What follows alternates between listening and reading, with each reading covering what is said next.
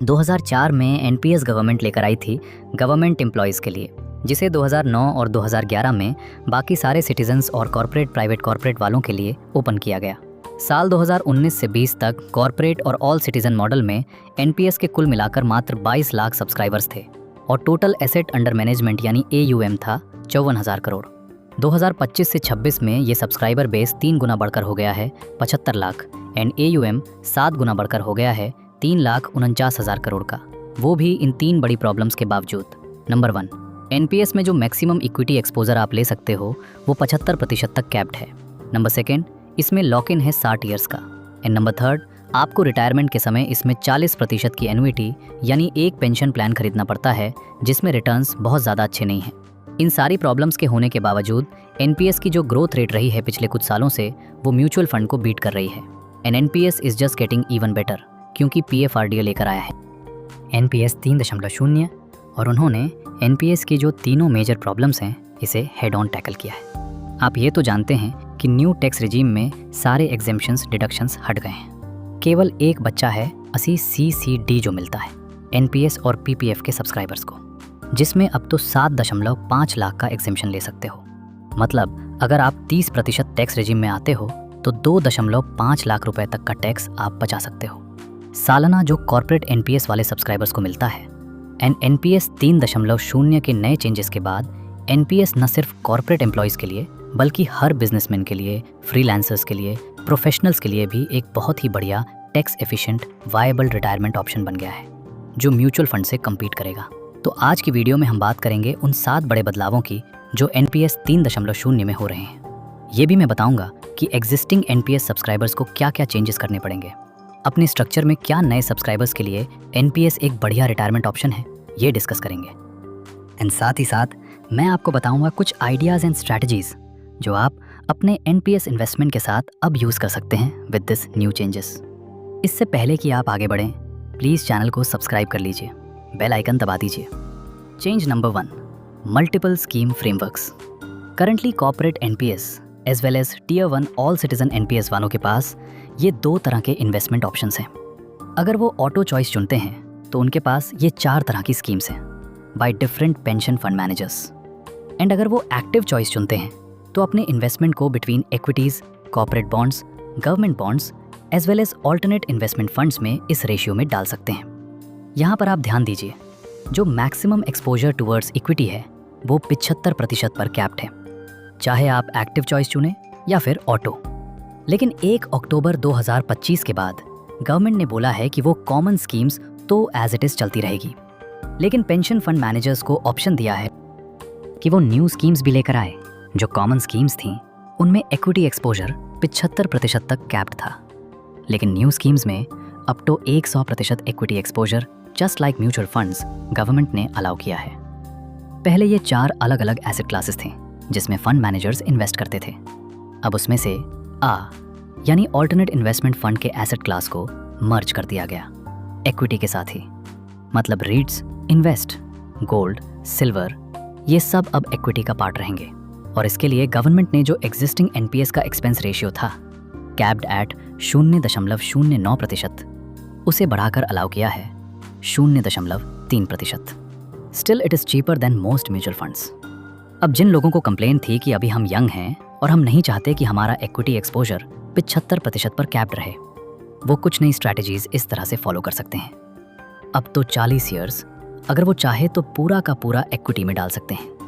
उसके बाद जो नया इन्वेस्टमेंट है वो इक्विटी की जगह कॉर्पोरेट बॉन्ड्स की तरफ डाल सकते हैं। एंड आफ्टर एज ऑफ 50 वो ग्रेजुअली अपना जो कॉर्पस है वो गवर्नमेंट बॉन्ड्स की तरफ शिफ्ट कर सकते हैं। ये नया मल्टीपल स्कीम फ्रेमवर्क एक सब्सक्राइबर को ऑप्शन देता है कि वो अपने मंथली इन्वेस्टमेंट को किसी भी तरीके से ब्रेक कर सके। एग्जाम्पल के लिए, अगर हर महीने 50,000 रुपये एनपीएस में जमा कराए जा रहे हैं तो सब्सक्राइबर अगर चाहे तो पूरा कॉमन स्कीम्स में डाल सकता है, पूरा नई स्कीम्स में डाल सकता है, कुछ कॉमन और कुछ नई स्कीम में डाल सकता है। एंड बिटवीन न्यू स्कीम्स भी बहुत सारे ऑप्शंस हैं। HDF, CS, BII, CICI, अलग अलग पेंशन फंड मैनेजर्स ने अपने कई तरह के म्यूचुअल फंड के NFO के तरह ही स्कीम्स लॉन्च की हैं, जिसमें इक्विटी एक्सपोजर आपको 25%, 85%, 100% अलग अलग तरीके से मिल रहा है। आप इनमें अपनी SIPs अलग अलग तरीके से स्टार्ट कर सकते हैं। और इसमें आपको वही सारे एनपीएस के एडवांटेजेस और टैक्स बेनिफिट्स मिलेंगे जो आपको कॉमन स्कीम्स में मिलते आ रहे हैं। इसमें जो भी कॉर्पोरेट एनपीएस के मेंबर्स हैं, एम्प्लॉयज़, वो ध्यान रखें कि उनका जो पर्सनल शेयर है वो तो अभी से ही वो इन नई स्कीम्स में इन्वेस्ट कर सकते हैं, लेकिन जो उनका एम्प्लॉयर का शेयर है उसे वो नई स्कीम में तभी इन्वेस्ट कर पाएंगे जब उनके एचआरएनपीस की पॉलिसी को अपडेट करेंगे। और मान लीजिए आज के 5 या 10 सालों बाद कोई एक पर्टिकुलर स्कीम बंद हो जाती है, तब भी घबराने की कोई ज़रूरत नहीं है। आपको ऑप्शन दिया जाएगा कि आप उस स्कीम का पैसे कौन सी स्कीम में डालना चाहते हैं, और अगर आपने नहीं डाला है तो भी ऑटोमेटिकली वो पैसा LC50 स्कीम यानी जो बैलेंस्ड लाइफ साइकिल स्कीम है उसमें ट्रांसफर कर दिया जाएगा एनपीएस के साथ। जो दूसरी बड़ी प्रॉब्लम थी, 60 साल तक इसमें पैसा लॉक रहता था, उस रूल को बदल के अब कर दिया गया है आइदर 15 ईयर्स और टिल एज ऑफ 60। इसमें से जो भी ई अर्नियर होगा वही मैच्योरिटी एज मानी जाएगी। उदाहरण के लिए कोई व्यक्ति अगर 25 साल की उम्र में अपना एनपीएस स्टार्ट करता है तो बाय एज ऑफ 40 उसका एनपीएस अनलॉक हो जाएगा, मैच्योर हो जाएगा। उसके बाद भी वो इन्वेस्टेड रहना चाहे तो रह सकता है। सिमिलरली अगर मान लीजिए कोई व्यक्ति 55 की एज में अपना एनपीएस शुरू कर रहा है तो 60 ईयर्स के हटे ही उसका एनपीएस अनलॉक्ड या मैच्योर माना जाएगा। लेकिन इसमें एक नेगेटिव भी है। एनपीएस की जो भी कॉमन स्कीम्स हैं उनमें सब्सक्राइबर्स को ऑप्शन मिलता है कि साल में 4 बार अपना असेटी एलोकेशन बदल सकते हैं और साल में 1 बार अपना पेंशन फंड मैनेजर भी बदल सकते हैं। मान लो वो HDFC से ICICI में शिफ्ट करना चाहें तो कर सकते हैं, लेकिन इन न्यू एससी हीम्स में एक बार आपने इन्वेस्टमेंट कर लिया तो वो पैसा 15 ईयर्स के लिए लॉक रहेगा उस पर्टिकुलर स्कीम में। हाँ, आप चाहे अगले महीने उस पर्टिकुलर स्कीम में अपनी SIP रोक के अगले स्कीम में कर सकते हैं, लेकिन जो यूनिट्स ऑलरेडी आपने इन्वेस्ट कर दी वो 15 साल के लिए लॉक्ड रहेगी। गवर्नमेंट ने इसके पीछे लॉजिक ये दिया है जो कहीं ना कहीं सही भी है। वो नहीं चाहती कि जो डिफरेंट पेंशन फंड मैनेजर्स हैं HDFC, ICI, CISBI वो आपस में ना लड़ें और एक दूसरे के फंड को अपने में लाने की कोशिश करें। गवर्नमेंट चाहती है कि ये सारे लोग बाहर जाएं, लोगों को एनपीएस के बेनिफिट्स बताएं और नए फंड्स को अपने में लाएं, रेदर देन एक दूसरे के फंड का कैनिबलाइजेशन करें। तो अगर आप एग्जिस्टिंग एनपीएस सब्सक्राइबर हैं या फिर आप एनपीएस में अपना नया अकाउंट ओपन करना चाहते हैं, and to one of the most user friendly, tech friendly tool मुझे जो मिला है वो है pension box, which is backed by Zerodha. सरकारी पोर्टल ज़ेओ एनपीएस के हैं वो बहुत ज़्यादा कन्फ्यूजिंग है, इतने ट्रांसपेरेंट भी नहीं है। साथ ही साथ जो बैंक के एनपीएस पोर्टल्स हैं उसमें बहुत सारी स्कीम्स जो नई लॉन्च करी हैं अलग अलग PFFM ने, वो उसमें ऑप्शन ही नहीं मिलते हैं। लेकिन पेंशन बॉक्स में आपको एक ही जगह सारी स्कीम्स के ऑप्शंस मिल जाएंगे। यहाँ पे आप इजीली अपने एनपीएस को ट्रैक कर सकते हो, विड्रॉल रिक्वेस्ट डाल सकते हो, टियर 1 की टियर 2 का इंस्टेंट विड्रॉल कर सकते हो और साथ ही साथ ये आपको कंप्लीट रिटायरमेंट प्लानिंग के ऑप्शंस भी देता है। ये एक स्पेशल टूल है जो फोकस है केवल और केवल रिटायरमेंट प्लानिंग के लिए। एंड जहाँ तक बात है सेफ्टी की, पेंशन बॉक्स एक PFRDA रजिस्टर्ड POP है और ये केवल और केवल टेक लेयर बनाता है। मतलब आपका पैसा इनके पास नहीं जाता है, वो डायरेक्टली उन्हीं फंड्स में इन्वेस्ट होता है। एनपीएस के पास जिसमें आप करना चाहते हैं, ये केवल और केवल आपको एक प्लेटफॉर्म प्रोवाइड कर रहे हैं टू सिंप्लीफाई द प्रोसेस। क्या पेंशन बॉक्स के थ्रू आपको कोई एडिशनल चार्जेस देने पड़ते हैं? जी नहीं। जो एनपीएस का इनबिल्ट एक्सपेंस रेशियो है, केवल और केवल वही आपको इररिस्पेक्टिव ऑफ एनी पोर्टल देना है, यानी यहाँ पे कोई एडिशनल चार्जेस नहीं देना है। इनफैक्ट पेंशन बॉक्स में कोई भी हिडन चार्जेस नहीं है जो दूसरे प्रोवाइडर्स या एप्स जनरली ले लेते हैं। तो अगर आप एक एनपीएस का नया अकाउंट खोलना चाहते हैं या अपने एग्जिस्टिंग एनपीएस को ट्रैक करना चाहते हैं तो कंसिडर करिए पेंशन बॉक्स एनपीएस के साथ जुड़ी हुई तीसरी बड़ी प्रॉब्लम। एनपीएस का 40% एन्युटी रूल उसमें भी चेंज हुआ है। अभी तक अगर आपका मैच्योरिटी पे एनपीएस का कॉर्पस सिर्फ 5 लाख रुपए तक होता था तो आप पूरा 100% विदड्रॉ कर सकते थे और उसके ऊपर आपको 60% लंप सम मिलता था और 40% की एन्युटी खरीदनी पड़ती थी। पहली बार तो इस रूल को चेंज करके कर दिया गया है 8 लाख रुपए। 8 लाख रुपए तक आप 100% अपना कॉर्पस विदड्रॉ कर पाएंगे। अगर 8 लाख रुपए से 12 लाख रुपए तक का कॉर्पस है तो आप उसमें से 800% तो इंस्टेंट लंप सम विदड्रॉ कर पाएंगे। मैच्योरिटी पर और बचे हुए पैसे का आप 6 साल में सिस्टमैटिक विदड्रॉल प्लान कर सकते हैं। मतलब आपको 6 साल में बचा हुआ पैसा विद इंटरेस्ट विद रिटर्न मिलता चला जाएगा। मतलब 12 लाख रुपए तक एन्युटी खरीदने की अब ज़रूरत नहीं है। लेकिन ज़्यादातर लोगों का एनपीएस का कॉर्पस इससे बहुत ज़्यादा होता है क्योंकि रिटायरमेंट प्लानिंग ऑप्शन है और बहुत सालों तक इसमें इन्वेस्ट करते हैं। जनरली एनपीएस के कॉर्पस करोड़ में चले जाते हैं। तो 12 लाख रुपए से ज़्यादा के अमाउंट पर पहले जो 740 रूल था उसे अब बदल कर दिया गया है 80-20। मतलब मान लीजिए आपका 4 करोड़ रुपए का कॉर्पस है पहले आपको 2 करोड़ 40 लाख रुपए लंप सम मिल जाता था, अब वो बढ़कर हो गया है 3 करोड़ 20 लाख रुपए।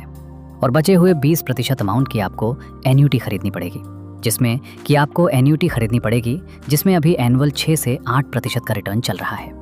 एक चीज़ का ध्यान रखिए, ये जो 80% रूल है ये PFRDA तो लेकर आई है, लेकिन बजट में इसका जो टैक्सेशन पैरामीटर है वो अभी तक अपडेट नहीं हुआ है। बट होपफुली अगले बजट्स में ये अपडेट हो जाएगा कि 80% तक भी इसमें कोई टैक्सेशन नहीं है। तो ये तो हुआ, मैच्योरिटी पर आपको ज़्यादा विड्रॉल का ऑप्शन मिल रहा है, लेकिन इन बिटवीन भी विड्रॉल को थोड़ा फ्लेक्सिबल बनाया गया है। पहले एनपीएस में ड्यूरिंग योर टेन्योर आप 3 बार पार्शियल विड्रॉल कर सकते थे up to 25% of your own contribution. अभी उसे बढ़ाकर कर दिया गया है 4 बार withdrawal in gap of 4 years, again up to 25% of your own contribution.